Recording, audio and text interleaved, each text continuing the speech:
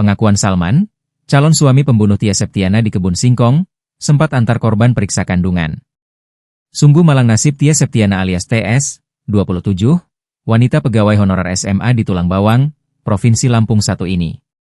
Sebab dia tewas di tangan calon suaminya sendiri SN, 18, padahal wanita pegawai honorer tersebut sedang hamil. TS ditemukan sudah meninggal dunia di tengah Kebun Singkong Kampung Tridharma Wirajaya, Kecamatan Banjar Agung, Tulang Bawang pada Minggu, 1 Juni 2025, pagi.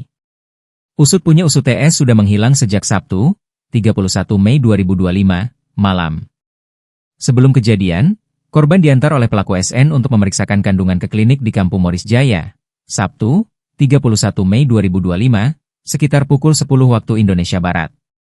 Selanjutnya mereka pulang belum membawa hasil pemeriksaan kandungan. Lantas TS pamit kepada orang tuanya untuk mengambil hasil pemeriksaan kandungan pada pukul 14.